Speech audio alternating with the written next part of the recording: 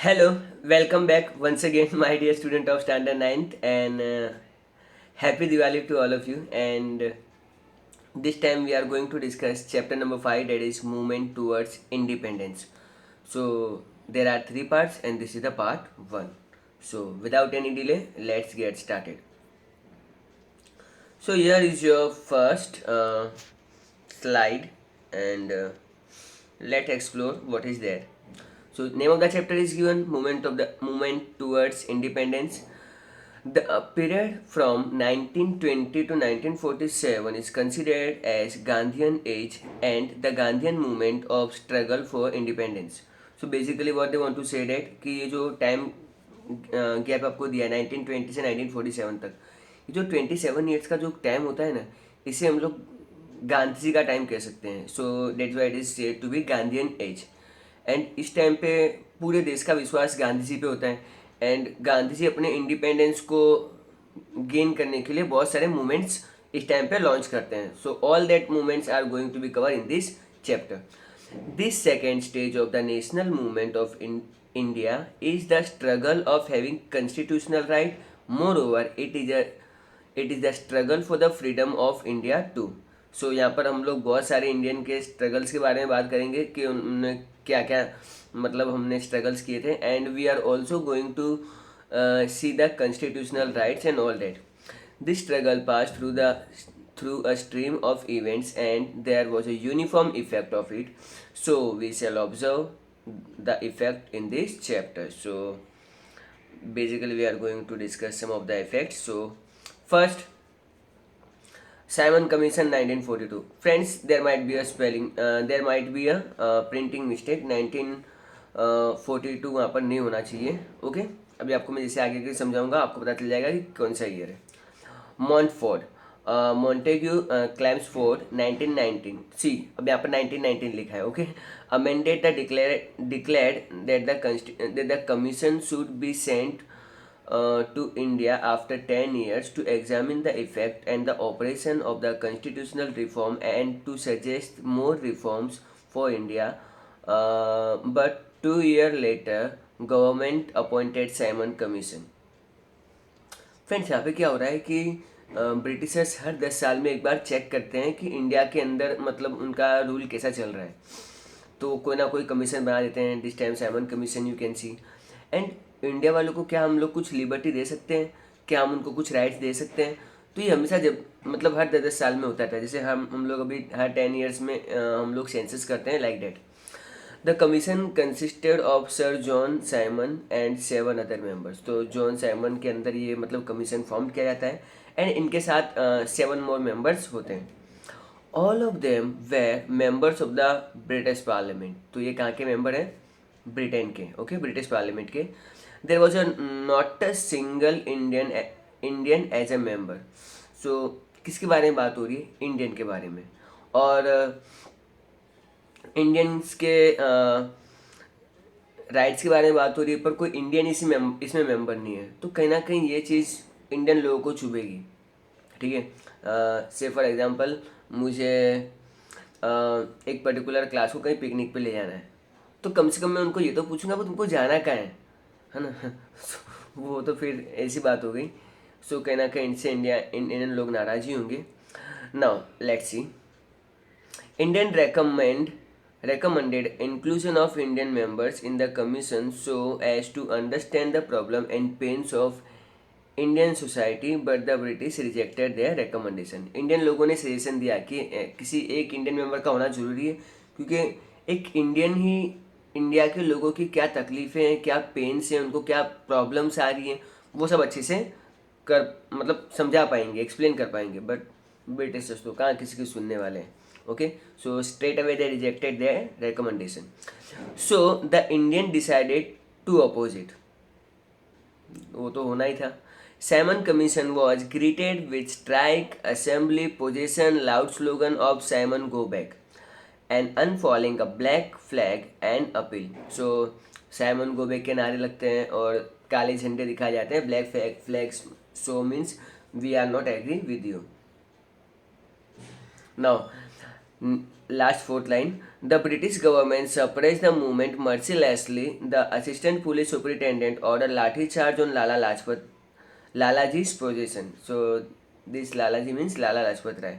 So यहाँ पर मतलब ब्रिटिशर्स ने मतलब बहुत ही स्ट्रिक्ट वे में चार्ज लिया होता है एंड दे डिसाइडेड कि हम लोग इंडियन लोगों की बात नहीं सुनेंगे एंड लाठी चार्ज उन्होंने स्टार्ट किया. Third last line, somewhere from the center. Lala Lajpat Rai was injured seriously while taking the lead of the position in Lahore. So basically ये सारा जो ओपोज था ये लाहौर में चला था एंड वहाँ पे लाला लाजपत राय को बहुत लकड़ियाँ मारी जाती, मतलब लाठी चार्ज से बहुत लाठियाँ मारी जाती हैं एंड उनके सिर पे बहुत ज़्यादा इंजरी होती है and few months later he passed away and इसमें उनकी एक बहुत सैड डेथ हो जाती है. The news of Lalaji's death insisted Veer Bhagat Singh, Sukhdev and Rajguru, therefore they killed Saunders. So who is the person who is responsible for the Lala Lajpat Rai's death? Saunders. And ये जो मौत है लाला लाजपत राय की, इससे कहीं ना कहीं कुछ लोग बहुत गुस्सा हो जाते हैं. उनमें से एक वीर भगत सिंह है, सुखदेव है एंड राजगुरु है. इन तीनों ने फिर प्लान किया कि लाला जी लाजपत राय जी का मौत का बदला लिया जाएगा एंड फिर वो कुछ करते हैं. ओके एंड फाइनली फिर वो सौंडर को किल भी कर देते हैं. ठीक है. नाउ फ्रेंड्स, अभी कुछ दिन पहले 14 नवंबर को दिवाली थी, चिल्ड्रंस डे भी था and Pandit Jawaharlal Nehru who was the first prime minister of our country, ये 3 फेस्टिवल हमने एक ही दिन सेलिब्रेट किए थे. आई यूज टू रिमेंबर कि जब when I went to Kankaria in the morning, Bal Vatika है ना, जो मतलब जवाहरलाल नेहरू के नाम पर ही है, वहाँ पे उनके सामने एक उनकी मूर्ति भी है. तो उस दिन उनकी मूर्तियों पे फूल मालाएं सजा रहे थे, तो मुझे थोड़ा स्ट्रेंज लगा. फिर मुझे याद आया हाँ बाल वाटिका, एंड फिर वो थोड़ा स्टेचू को मैंने ठीक से वॉच किया तो it was Jawaharlal Nehru, first prime minister of India. उनके फादर हैं मोतीलाल नेहरू, जिनका भी आप लोग स्क्रीन पे फोटो देख रहे हो. अब ये उस टाइम पे उनका क्या रोल था, that we are going to see in this Simon commission Nehru committee. Now in Nehru committee you will find that short note may be asked. So in exam you can expect 2 to 3 marks short note. And let's see. With the opposition of the Simon Commission, Hindi Wazir Burkhan had represented a draft of the constitution in the Simon Commission, in which he stated that Indian leaders of all parties formulate appropriate constitution which the British government will further think upon. By understanding the challenges of this report, National General Assembly President drafted Nehru Committee report. This report was known as the Nehru Report, which state the dominant status, independent judiciary, fundamental rights, adult suffrage. Eventually, the British government rejected the recommendation of this event. So Simon commission को oppose करने के अलावा हमारे जो मोतीलाल नेहरू हैं, former prime minister के father, इन्होंने British government के सामने एक प्रपोजल रखा कि आप ऐसा कीजिए, हम आपको एक कॉन्स्टिट्यूशन बना के दे देते हैं और मतलब इन शॉर्ट रूल तो इंडिया में रूल जो होगा वो ब्रिटिशर्स का ही रहेगा, पर उनका जो पोस्टिंग होगा वो लिमिटेड और ऊपर तक होगा, लेकिन जो नॉर्मल ग्राउंड लेवल पे जो काम होगा वो सब सारे के सारे इंडियंस ही देखेंगे. हाँ, वो टाइम टू टाइम ब्रिटिशर्स को रिपोर्ट करेंगे एंड इसी को लोग बोलते हैं dominant status. Dominant status actually में है क्या? Well, ruling is done by the Indian leaders only, but actual में ऊपर सारी पॉलिसीज कौन फ्रेम करेगा? Britishers.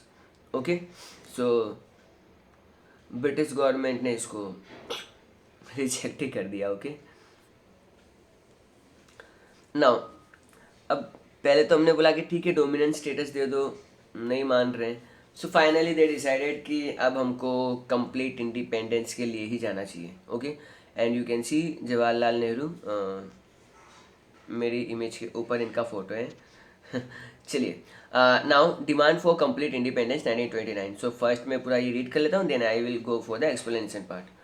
During this time of the National Assembly members, Jawaharlal Nehru, Subhash Chandra Bose were active national leaders. They were the propagators of complete independence. Youth of India were not happy with the dominant status. Okay, so अभी तक हमने क्या देखा है कि उस time पे जो नेशनल असेंबली थी उसमें ज़्यादातर जवाहरलाल नेहरू एंड सुभाष चंद्र बोस बहुत ही एक्टिव लीडर्स थे.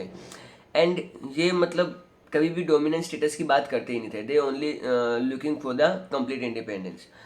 सो इवन दिस लीडर्स नोज कि इंडिया के लोगों को ये डोमिनेंट स्टेटस पसंद नहीं आएगा. ऊपर ऊपर से अगर ब्रिटिशर्स का रूल रहेगा तो कोई मतलब नहीं है. On the bank of the river Ravi, okay, in Lahore, under the leadership of Jawaharlal Nehru, National General Assembly passed a resolution of the complete independence. After that, on 26 January 1930, the member took the oath of complete independence. Since then, January 26 has become a memorable for all of us. Independent India has made Republic Day memorable by implementing the Constitution of India on this day. So basically ये लोग क्या कह रहे हैं कि जितने भी India के टॉप लीडर्स थे they all collected, okay, and उन लोगों ने रावी रिवर के पास जवाहरलाल नेहरू की लीडरशिप के अंडर में एक रिजोल्यूशन पास किया. एंड उन्होंने डिसाइड किया कि ऑन 26 जनवरी 1930 सब ने एक कसम खाई कि हम लोग अपने देश को कंप्लीट आज़ादी करवाएंगे. अब कोई डोमिनेंट स्टेटस की बात होगी नहीं. एंड 26 जनवरी तो बहुत खास दिन है, रिपब्लिक डे, ओके, एंड उसी को हमने याद में रखे रिपब्लिक डे भी उसी दिन हमने प्लान किया. अदरवाइज हमारा कॉन्स्टिट्यूशन तो बिफोर 2 months वो बन के रेडी हो गया था. Okay friends, Dandi Yatra is that incident which we already gone through in standard 8, but since then again ये फिर से आया है. इस बार थोड़ा मोर डिटेलिंग्स में आया है, तो let's see. Okay, so Dandi Yatra from 12th March to 6th April. So Dandi Yatra जो थी ये इन 2 डेट्स के बीच में हुई थी. And as a part of the civil disobedience movement, Gandhi ji decided to go to the Dandi village by its sea coast to break the salt law. Friends, पहले मैं आपको थोड़ा इनिशियल बैकग्राउंड समझा देता हूँ क्या था. सी, कोई भी गवर्नमेंट जो काम करती है ना उसको मतलब पैसे की ज़रूरत होती है. And that money government need to do some functions. अब आप लोग मान लो कि आप संडे को कहीं होटल में डिनर करने जाते हो. एंड आपका जो पूरा ओवरऑल बिल बनता है 1000 का बनता है. अब जब आप जाओगे ना बिल बनवा, अब बिल का ऑर्डर करोगे तो वहाँ पे 1000 रुपीज़ आपने जो मतलब जो डिनर किया उसका प्लस 5% GST भी लग के आएगा. डेट मीन्स कुछ 50 रुपीज़ होगा 1000 पे. And that means 1050 rupees you are suppose to pay. यहाँ पे गवर्नमेंट कितना टैक्स ले रही है? सिर्फ 50 रुपीज़. ओके, तो 50 रुपीज़ एक्सेप्टेबल है. But what if the government took 28% tax? अगर गवर्नमेंट 28% GST लेगा तो 1000 रुपीज़ तो आपका बिल होगा, प्लस 280 रुपीज़ आपको टैक्स भरना पड़ेगा. मीन्स गवर्नमेंट टैक्स ले, ठीक है, पर इतना ज़्यादा टैक्स ले. इमेजिन करो ब्रिटिशर्स तो 70% टैक्स लेते थे. ओके, सो 1000 रुपीज़ का आप डिनर करो और 600-700 रुपीज़ आप ऊपर से भरो, तो ये फिर कुछ ज़्यादा ही हो गया है. अब गांधी जी ऐसा कहते हैं कि देखो आप टैक्स लो, हमने मना नहीं किया है, बट हर चीज़ पे ज़्यादा टैक्स लेना भी सही बात नहीं है. And one such issues was the salt act. अब ब्रिटिशर्स सारा सॉल्ट खुद प्रोड्यूस करते थे और उस पर हैवी टैक्सेस भी लगाते थे. इसके अलावा वो कोई भी मतलब दूसरी कंपनी को मतलब बिजनेस स्टार्ट करने की परमिशन ही नहीं दे रहे थे. सो गांधी जी ने बोला ये नहीं, ये गलत बात है. अब देखो टैक्स आप लो, कोई प्रॉब्लम नहीं है, नॉर्मल रेट से लो, बट इतना ज़्यादा टैक्स लो और नॉर्मल भी एसेंशियल कमोडिटी पे, सॉल्ट तो हम लोग सभी लोग कंज्यूम करते हैं, तो उस पर टैक्स लेना गलत बात है. एंड गांधी जी ने फिर डिसाइड किया कि अब हम लोग इसको सॉल्ट का कानून तोड़ देंगे. अब गवर्नमेंट को सामने सीधा चैलेंज है कि यार सॉल्ट पे टैक्स ख़त्म ही कर दो. एंड इसके लिए वो दांडी यात्रा लॉन्च करते हैं. ठीक है, अब दांडी यात्रा आपने देखा it was started on 12th March, but उसका प्लानिंग एक दिन पहले ही हो गया था। कैसे हुआ था, let's see. So we were on fourth line. On the 11th March evening, in the assembly of the thousand of people, the message of Satyagraha was sent. Even if people got arrested, with the firm determination of the non-violent struggle against the government continued. So 11 date को start हुआ कि हम लोग एक डांडी यात्रा शुरू करते हैं और इसमें पुलिस आपको आके अरेस्ट कर दी तो अरेस्ट हो जाओ और लीडरशिप किसी और को ट्रांसफ़र कर दी जाएगी। बट पीसफुल होना चाहिए, मीन्स गवर्नमेंट को प्रॉब्लम नहीं होनी चाहिए इससे, गवर्नमेंट को प्रॉब्लम नहीं होनी चाहिए, आसपास के लोगों को प्रॉब्लम नहीं होनी चाहिए। इस सारा चीज़ मतलब उन्होंने फ्रेमवर्क रखा और सारा जो मूवमेंट होगा वो नॉन वायलेंट तरीके से होगा। That was a message from the Gandhi ji. Now on 12th March 1930, under the leadership of Gandhiji, commenced the Dandi Yatra with the supporter from the Harijan Ashram, now Gandhi Ashram, singing the hymn, वैष्णव जन तो तेने कहिए जे रे, पीठ पढ़ाई जाने रे। सो Gandhi ji said in Dan, मतलब कहने का मतलब ये है कि 12 मार्च को ये इंसिडेंट शुरू होता है 1930 को। So it was more than 90 years before and उन्होंने ये जो सॉन्ग था, मैंने जो भी गा के सुना है, वैष्णव जन तो तेने कहिए, ये गाते हुए उन्होंने इसकी शुरुआत की है। ये नरसिंह मेहता की लाइन से। Now in Dandi Yatra 29th March 1930, so way in between, I shall die the death of crow and dog, but I will not return to this ashram without taking Purna Swaraj. देखो गांधी जी ने एक कसम खाई थी and that plays is कि मैं dogs और crow की मौत मरना पसंद करूँगा, लेकिन अब मैं गांधी आश्रम में तभी आऊँगा जब तक मैं अपने देश को पूरी कम्प्लीटली आज़ाद ना करवा दूँ, पूर्ण स्वराज यानी कंप्लीट इंडिपेंडेंट ना करवा लूँ। So you might be know कि यहाँ पे डॉग और क्रो को ही क्यों लिया गया है, बिकॉज आप लोग अगर देखो तो dog is a very faithful animal, है ना। इवन लास्ट नाइट मेरा भाई कुछ मूवी देख रहा था, उसमें ऐसा होता है कि घर पे एक भूत आने वाला होता है, तो वो जो डॉग होता है वो मतलब बुरी आत्मा को अपने ऊपर ले लेता है। मीन्स डॉग जो होते हैं वो हमारे लिए फेथफुल होते हैं एंड बट उनकी जो डेथ होती है ना वो बहुत मतलब टॉर्चरिंग टाइप की होती है। मीन्स आपने अगर कभी एक्सपीरियंस किया हो तो उनकी मौत इतनी अच्छी नहीं होती है एनीवन क्रोस की। सो आगे कुछ और लिखा है, brave never run away from the struggle and one who run away by seeing the struggle in is not brave. So Gandhi ji की बात बहुत गोल्डन लाइन्स है एंड आई थिंक आप सबको इसको मतलब दिमाग में उतार लो। जो बहादुर लोग होते हैं ना वो तकलीफ़ें देख के भागते नहीं हैं, ठीक है, और जो तकलीफ़ देख के भाग जाए वो फिर बहादुर कहाँ से हुआ, ठीक है। सो ये मतलब उनकी लाइन थी एंड सो बहादुर बनो। आपकी लाइफ में अगर प्रॉब्लम आ रही है तो फेस करो, है ना। प्रॉब्लम को अवॉइड करोगे, उससे भागोगे तो आप बेवकूफ नहीं हो। Simple logic. Gandhi ji along with his supporter started the Dandi march and फिर यहाँ पे उनकी डांडी यात्रा शुरू होती है।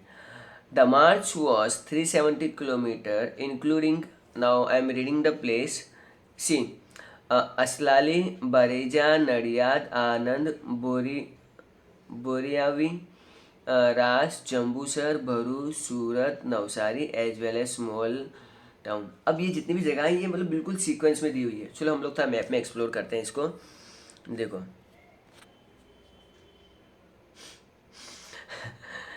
सो I am sorry for that कि यहाँ पर ये कुछ इश्यूज हैं तो ये अभी नहीं हो पाएंगे। So I am extremely sorry for that. ये थोड़ा PDF थोड़ा लो क्वालिटी का है, लो रिजोल्यूशन का है। सो मीन्स ये सारी जो बीच जैसे एक ट्रेन होती है वो अहमदाबाद से दिल्ली जा रही है तो बीच में अलग अलग स्टेशन आते हैं। तो गांधी जी ने साबरमती आश्रम से शुरू करके जो नवसारी तक उनका जो एंड तक जो पूरा प्रोसेसन चला था उसके बीच में ये इंपॉर्टेंट स्टॉप्स हैं जहाँ पे गांधी जी ने कुछ देर रुके थे और उन्होंने कुछ पब्लिक मैसेजेस दिए थे। ओके आगे बढ़ते हैं। During Dandi March in this region, people were explained the reason of the civil disobedience movement and the breaking of the salt law. Gandhi सबको बता रहे हैं कि मैं ये मूवमेंट क्यों चला रहा हूँ, मैं सॉल्ट लॉ क्यों तोड़ रहा हूँ, लोगों को मतलब अपना मैसेज पास ऑन कर रहे हैं. And the Dandi march pass through the small and large town. People use to clean the house, clean the village roads, decorate their houses with a toran and show the consciousness for this satyagraha.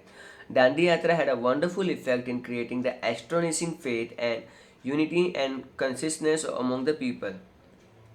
All the nation was having a wave of satyagraha. Gandhiji, along with his colleagues and supporters, reached the Dandi after 24 days um, of March, 5th of April 1930.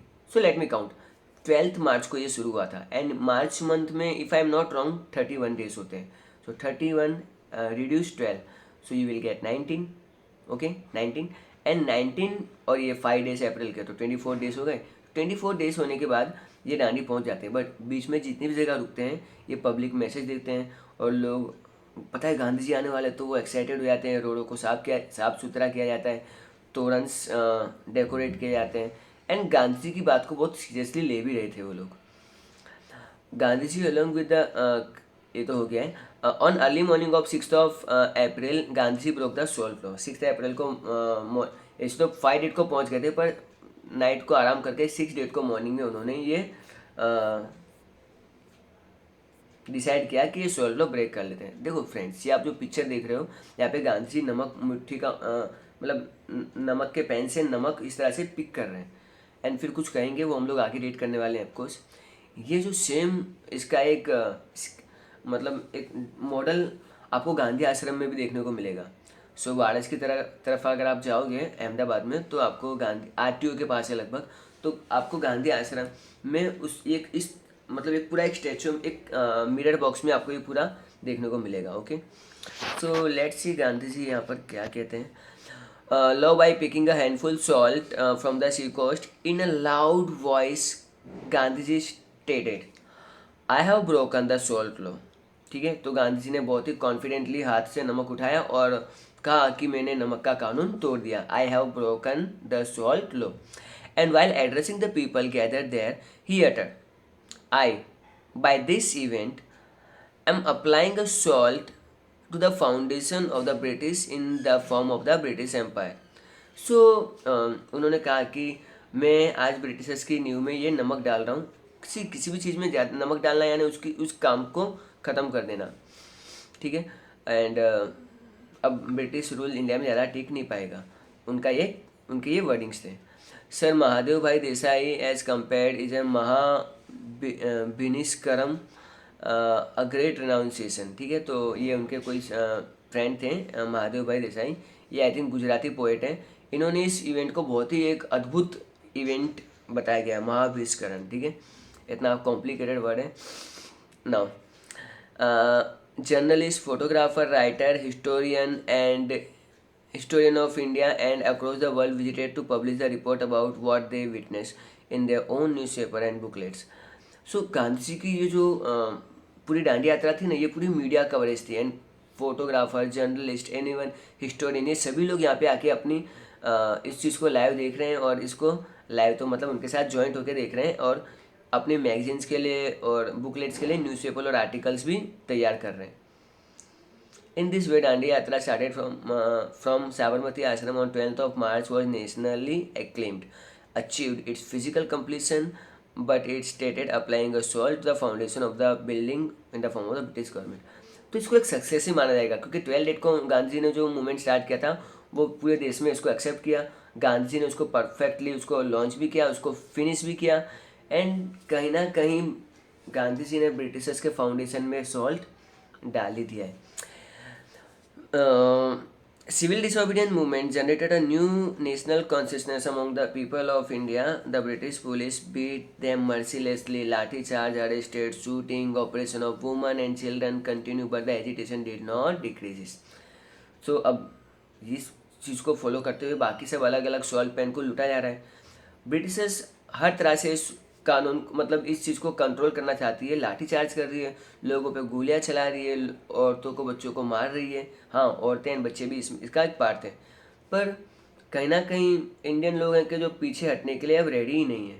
Okay, so moving towards our last slide. I think I have taken much of your time, but क्या फ़र्क पड़ता है, चीज़ें interesting हो तो फिर मज़ा ही आता है. During Dandi march numerous construct, okay so straight away मैं ये एक्सप्लेन ही कर देता हूँ, I am not going for the reading part. See about 2 lines. Dandi march में बहुत ही और सारी चीज़ें उभर के आती हैं, जैसे कि हम लोग फॉरेन क्लोथ्स ना पहने, जैसे हम लोग आज बोल रहे हैं ना कि चाइनीज़ प्रोडक्ट को अवॉइड करना चाहिए, something like that. Foreign goods यानी ब्रिटिशर्स के क्लोथ्स हमको नहीं करने हैं, लिक्वर है उसको पीना बंद कर दो, अनटचेबिलिटी हमारे यहाँ से हटा दो, हिंदू मुस्लिम अब यूनाइटेड हो जाना चाहिए.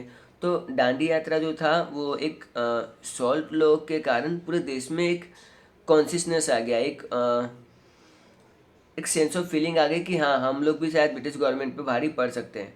और जो फॉरेन गुड्स और ये जो सब चीज़ें हुई, इसकी वजह से मतलब क्या हुआ, ब्रिटिशर्स को भी कहीं ना कहीं बैकफुट पे आना पड़ा, क्योंकि अब लोग कहीं कहीं पे चीज़ें हैं ना वायलेंट भी हो रही थी. लोग रेलवे स्टेशन को डिस्ट्रॉय कर रहे थे, पुलिस स्टेशन को डिस्ट्रॉय कर रहे थे, एंड बहुत सारी ऐसी चीज़ें होने लगी. एंड हमको इसमें बहुत सारे लीडर देखने को मिले, जैसे कि अब्दुल खान गफर, जिसको फ्रंटियर गांधी कहा जाता है, वडाला में जो मुंबई के आसपास है. ओके. एंड बाद में एक और मतलब लिक्वर मूवमेंट के अगेंस्ट में कस्तूरबा गांधी जो उनकी वाइफ हैं, ये भी मतलब बहुत चलती हैं. घरासना जो एक जगह है वहाँ पे भी बहुत सारे सॉल्ट पेन लूटे गए, विराम गांव में भी ये सब चीज़ें चली. तो इन शॉर्ट कहीं ना कहीं ये सब चीज़ें ब्रिटिश गवर्नमेंट को सोचने पे मजबूर कर रही है कि अब हमको थोड़ा एक फॉल बैक करना चाहिए. सो ब्रिटिश गवर्नमेंट इसके लिए क्या करेगी, वेल इसके लिए होगा Gandhi Irwin pact round table conference होगा. फर्स्ट राउंड टेबल कॉन्फ्रेंस होगा, सेकेंड राउंड टेबल कॉन्फ्रेंस होगा, but all such things are going to be the part of the second part. Okay, so with this I am taking your leave. Thanks for watching and bye everyone, and we will very soon brought part 2 for you, and as always, bye everyone.